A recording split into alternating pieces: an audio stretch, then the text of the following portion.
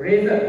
अच्छा, रेजर के बारे में बहुत सारे लोग हैं जो कि बहुत सारी गलत चीजें या बहुत सारी गलत चीजें बयान कर रहे हैं, जैसे उसके फीचर्स के बारे में। असल में हम उसके फीचर्स को आज आपको कंप्लीटली डिस्क्राइब करेंगे।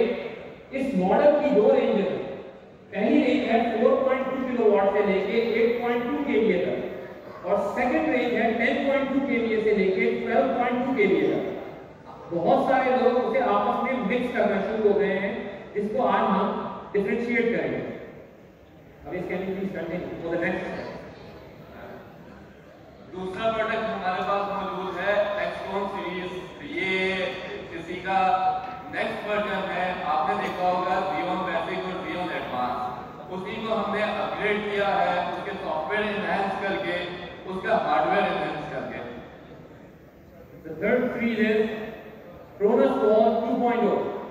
Cronus Wall के साथ भी कुछ इशू, क्योंकि आप शायद जानते हैं कि we are the pioneers of lithium battery, especially the wall mounting battery। तो यकीनन जो भी नई प्रोडक्ट आती है उसमें कोई ना कोई फ्लॉज होते हैं, और ये जरूरी नहीं है। अगर फ्लॉज नहीं होंगे तो कोई भी चीज सही नहीं हो सकती। सैमसंग ने जब अपना पहला फोन रिलीज किया था तो देयर आर प्रॉब्लम्स। इसी तरह से बकाया लोगों के साथ भी है, और ये सब प्रॉब्लम्स आती है सॉफ्टवेयर से, क्योंकि अब तक हमारे सॉफ्टवेयर और हार्डवेयर दोनों को हम कंबाइन करके चलते हैं। इसीलिए हमने Cronus Wall को अपग्रेड किया है। The third thing is Neon series। Neon series एक ऐसी सीरीज है जो हमसे स्पेशली EPC कंपनीज मांगती हैं। EPC कंपनीज को ऐसी प्रोडक्ट चाहिए जो 1 किलोवाट के अंदर ग्रिड फीडिंग करे with the lowest voltage. Last but not the least, हमारी सबसे popular series Infineon Plus 2.0। Last 2 years से Infineon सीरीज हम चाहते हुए भी डिसकंटिन्यू नहीं कर सकते, बिकॉज कि हमने जब भी सोचा कि हम इसे डिसकंटिन्यू करके कोई नई प्रोडक्ट ले आए, हमारे कस्टमर्स ने उसकी डिमांड की, बिकॉज ये पाकिस्तान की पहली सीरीज थी जो 3.6 किलोवाट, 4.2 किलोवाट एंड 6.2 किलोवाट के अंदर मौजूद थी। 6 किलोवाट के अंदर सॉरी। और सबसे ज्यादा जिस चीज को हमारी कॉपी किया गया था वो थी उसकी RGB लाइट। देखिए, मैं हमेशा कहता हूं कि नकल के लिए भी अकल की जरूरत होती है। हमने सिर्फ RGB लाइट्स नहीं दी है, हमने इंडिकेटर्स दिए कि आपको एक लेमैन को ये पता चल सके कि हमारी लाइट जब चेंज होती है तो उस वक्त आपका इन्वर्टर किस चीज पे चल रहा होगा। क्या वो सोलर पे है, क्या वो आपदा पे है, या फिर वो बैटरी मोड पे है। अब हम उसकी फर्दर डिस्क्रिप्शन में जाएंगे। सबसे पहले हम आएंगे रेजर 4.2, 5.2 एंड 8.2 केवीए तक। इसके अंदर जो हमने नई चीज या नई प्रोडक्ट आपको दी है वो है RGB light plus LED indicator. Means RGB light जो कि एक बहुत पॉपुलर ट्रेंड है पाकिस्तान में, एक तो वो चीज है, प्लस इसकी अपनी लाइट्स हैं जो आपको PV, grid and battery mode के बारे में बताती हैं। सेकंड जो इसकी इंपॉर्टेंट चीज है, हमने इसकी इनपुट रेंज को वाइड कर दिया है। अब तक जितनी भी कंपनी मार्केट में प्रोडक्ट बना रही हैं वो 120 वोल्ट से लेके 500 वोल्ट तक का प्रोडक्ट बनाती है, पीवी वोल्टेज। हमने पहली बार इसे एनहांस करके 650 वोल्ट तक कर दिया, और अब इसकी एमपीपीटी रेंज भी बढ़ा दी है। तो इसकी एमपीपीटी रेंज है वो 550 वोल्ट तक चली गई है, यानी कि जो लोगों का बीओसी है वो अब भी हमारा बीएमपी है। प्लस इसका आईएससी करंट हमने बढ़ाया है। उस आईएससी करंट को बढ़ाने और वोल्टेजेस को बढ़ाने के लिए हम आपको शो करेंगे कि हमने अपने इन्वर्टर के अंदर मॉसफेट्स और आईजीबीटी को भी इंक्रीज कर दिया, ताकि प्रोडक्ट की जो हार्डवेयर है उसके क्लेम रेशियो मिनिमाइज हो सके। एक बहुत ज्यादा हमारे से पूछा जाने वाला सवाल होता है कि जी पैरेलल इन्वर्टर्स क्यों नहीं किए जाते, तो हमने वो मसला भी आपका हल कर दिया है। वी आर द फर्स्ट जो स्मॉलेस्ट प्रोडक्ट के अंदर भी अब आपको पैरेलल का ऑप्शन देंगे, and up to 16 units, not up to 8 और 9 units. RGB lights I already discussed with you, LED indicators are already defined for the PV grid and battery। एक और चीज जो हमारे कस्टमर, कल ही किसी से बात हो रही थी, उन्होंने कहा कि जी फुल होनी चाहिए, क्योंकि आजकल पाकिस्तान के अंदर बिजली बहुत महंगी हो गई है और लोग डीसी पंखा इस्तेमाल कर रहे हैं। तो हमने इसको पहले ही अपने इन्वर्टर के साथ इम्बैड कर दिया और हमारा जो इन्वर्टर है उसमें 300 वॉट मीन 12 वोल्ट और 25 एम्पियर का एक डीसी कनेक्टर भी अवेलेबल है, ठीक है, जिसको आप डायरेक्टली यूटिलाइज कर सकते हैं फ्रॉम सोलर, फ्रॉम बैटरी और फ्रॉम ग्रिड। मतलब कि ये चार्ज कंट्रोलर की तरह नहीं कि आप सिर्फ या तो सोलर लगाएं और साथ बैटरी लगाएं, कोई काम करेगा। अगर आप बावड़ा भी लगाएंगे तब भी आपको 12 वोल्ट से मिलेगा। Smart grid feeding, smart grid feeding का मतलब ये है कि हमने ग्रिड फीडिंग का कंट्रोल आपके हाथ में दे दिया। मतलब 4.2 केवी का जो इन्वर्टर है वो उसका चार्ज कंट्रोलर हम 5000 वॉट तक देखेंगे। इसी तरह से जो 5.2 है उसका चार्ज कंट्रोलर 6 किलोवाट है। मीन आप इसकी फीडिंग को इंक्रीज कर सकते हैं।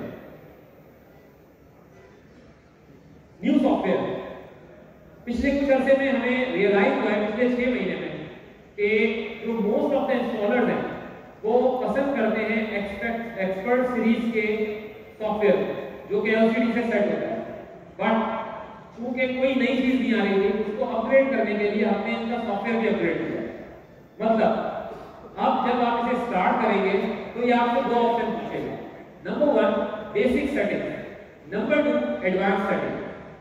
अगर कोई बंदा एडवांस सेटिंग करना चाहता है, एडवांस सेटिंग से मुराद क्या है?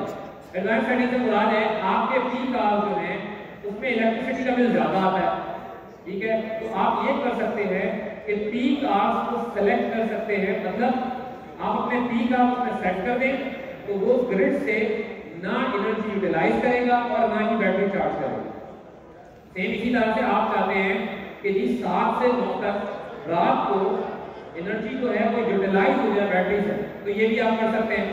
जब वो वापस यूज नहीं करेगा आप उसकी सेटिंग करेंगे तो वो उसको कन्वर्ट कर देगा बैटरी के ऊपर और उसे जो है वो डिस्चार्ज करेगा। इसी तरह से कुछ कस्टमर्स का ये मोटिव है कि जी हमारी बैटरी ना तो सोलर से चार्ज हो ना ग्रिड से चार्ज हो एक पर्टिकुलर टाइम पर और हम मैक्सिमम एनहांस कर सके, मैक्सिमम आउटपुट लोड यूटिलाइज कर सके सोलर से, तो ये ऑप्शन भी हमने इसमें दिया। लेकिन ये सिर्फ जो लोग एडवांस सॉफ्टवेयर को इस्तेमाल करेंगे मींस एडवांस सेटिंग को यूज करेंगे वही इस ऑप्शन से इस्तेफादा हासिल कर सकते। मतलब जैसे ही आप इन्वर्टर खोलेंगे उसके मेन्यू में जाएंगे वो आपसे पूछेगा कि आपको बेसिक सेटिंग चाहिए या एडवांस सेटिंग चाहिए, ठीक है। आप अगर बेसिक सेटिंग करेंगे तो सेम एक्सपर्ट वाली सेटिंग होगी, लेकिन अगर आप एडवांस सेटिंग की तरफ जाएंगे तो आपको ये एक्स्ट्रा फीचर भी इसके साथ मिलेंगे। Over to basic for 10.2 and 12.2. Before going to this, there is one more option: dual control and dual input. Dual control में हमने आपको स्मार्ट लोड भी दिया है और मेजर लोड भी दिया, लेकिन स्मार्ट लोड आप खुद कंट्रोल कर सकते हैं। तो इसकी सबसे इंपॉर्टेंट चीज है इस हार्डवेयर की, वो है कि हमने कंट्रोल आपको दे दिया है। हमने ये नहीं किया कि हम ये कहेंगे कि 1000 वाट से ज्यादा इस्तेमाल ही नहीं कर सकते स्मार्ट लोड, नहीं, हमने 70% को मेन लोड दिया है, 30% को स्मार्ट लोड दिया है, जो कि आप कम भी कर सकते हैं।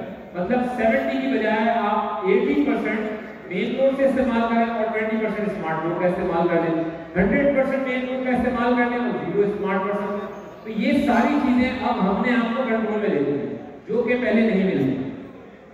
For 12.2 and 10.2 and 12.2, I would like to call Race. Please explain. Next हमारे 10.2 और 12.2 के लिए है, ये पाकिस्तान के वाहिद इन्वर्टर हैं जो सिंगल फेज में हम लॉन्च कर रहे हैं। Next slide.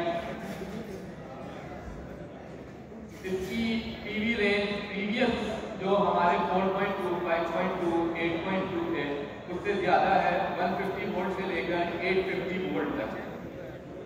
बाकी फीचर्स इसमें वही है बेसिक जो मुर्तजा ने बताया। डुअल एम्पलीफिटी है, इसमें जो पैरेलल ऑप्शन है उसकी लिमिटेशन है 8 यूनिट्स की। इसके अलावा इसके जो मैक्स चार्जिंग करंट है वो प्रीवियस हमारे जो इन्वर्टर थे मुर्तज़ा ने डिफाइन किए उससे ज़्यादा है। जो 10.2 kVA है वो 180 एम्पेयर तक बैटरी चार्ज कर सकता है और 12.2 240 एम्पेयर तक बैटरी चार्ज कर सकता है। सेम RGB लाइट जो प्रीवियस डिस्कस की इसमें मौजूद है। जो ट्रिपल लोड है, स्मार्ट लोड, मेन लोड और डीसी लोड, वो भी इसमें मौजूद है। LED इंडिकेटर मौजूद है। अच्छा, LED इंडिकेटर जो इसमें मौजूद है वो एक तो मोड से डिफाइन होते हैं, बैटरी पर अलग कलर होता है, यूटिलिटी पर अलग कलर होता है, सोलर पर अलग कलर होता है, वो ऑटो चेंज होते हैं। अगर आप चाहते हैं कि इस कलर को अपनी तरफ से खुद मैनुअली चेंज करें तो इसके साथ आपके पास एक रिमोट कंट्रोल मिलता है जिससे LED कलर आप चेंज कर सकते हैं इसके। नेक्स्ट 300 वाट का डीसी पावर है, 12 वोल्ट का जो मुर्तज़ा ने डिस्कस किया। ग्रिड कंट्रोल सेम है, जो सॉफ्टवेयर जो मुर्तज़ा ने डिस्कस किया वो सेम है। प्लस इसमें वाईफाई मॉनिटरिंग बिल्डर है। आप क्रोनस की ऐप से अपने मोबाइल पर इसकी परफॉर्मेंस चेक कर सकते हैं। इसके अलावा जो LCD है इसकी वो यूनिट के साथ नहीं है। आप ईथरनेट केबल के थ्रू LCD जो है वो अगर छत पर यूनिट लगा हुआ है तो वो LCD आप अपने रूम में भी लगा सकते हैं। बेसिक LCD आपको इसके साथ मिलती है, लेकिन एक कलरफुल ऑप्शनल LCD है जिस पर वर्क चल रहा है हमारी RT का, वो भी हम इंट्रोड्यूस करवाएंगे, लेकिन वो ऑप्शनल है। उसमें मजीद पैरामीटर कस्टमर को शो किए जाएंगे। नेक्स्ट अब इसने आपको बहुत सारे ऑप्शंस बताया, जैसे कि उन्होंने बताया कि 180 एम्पियर और 240 एम्पियर। बेसिकली ये सोलर के एम्पियर है जिनसे आप बैटरी चार्ज कर सकते हैं। अब तक जितने भी इन्वर्टर्स मार्केट में मौजूद हैं वो 100 एम्पियर तक ही बैटरी चार्ज कर सकते हैं सोलर से। ये हमारे पहले इन्वर्टर्स हैं जो अप टू 240 एम्पियर तक हमने एनहांस कर दिया है। सेकेंडली, अब मैं आपको ऐसे कुछ PCB की पिक्चर दिखाऊंगा। ये इसके MPPT की पिक्चर है। अगर आप गौर से देखें तो इसके IGBTs जो कि नॉर्मल इन्वर्टर के अंदर सिर्फ 3 लगे होते हैं, हमने उन्हें एनहांस करके 8 कर दिया। इसके साथ साथ हमने इसकी कॉइल, कैपेसिटर्स, SPS और बकाया सारी चीजों को भी एनहांस किया ताकि जो प्रॉब्लम्स कस्टमर फेस कर रहा है वो ना करे। और हीटिंग इफेक्ट में भी होता क्या है कि जब हीटिंग इफेक्ट होता है तो आपका MPPT जो होता है उसकी वर्किंग और उसकी आउटपुट कम हो जाती है। हमने उसे भी कंट्रोल किया है हीटर के थ्रू। हमने इसमें एक एक्स्ट्रा फैन इनेबल कर दिया है, इम्बेड कर दिया है, जो कि जो सिर्फ MPPT को कूल रखता है, जिसकी वजह से जो इसकी एफिशिएंसी है वो एनहांस हो जाती है। इसी तरह से हमने डीसी साइड पे स्टॉप किया है। पहले जितने भी इन्वर्टर आ रहे हैं उनमें सिर्फ 4 कैपेसिटर्स मौजूद होते हैं। We have enhanced up to 11 and there are certain modes just like हम जब लोड इंक्रीज कर रहे हैं, like we are talking about 8.2 kVA और 5.2 kVA इन 24 वोल्ट। इसका मतलब ये है कि 24 वोल्ट के अंदर हमें MOSFETs बढ़ाने पड़ेंगे। हम अपने MOSFETs को 20 से 24 तक इंक्रीज करते हैं, जो कि अब तक 16 लगे जाते हैं, या दूसरी कंपनी भी 16 ही इस्तेमाल करती है।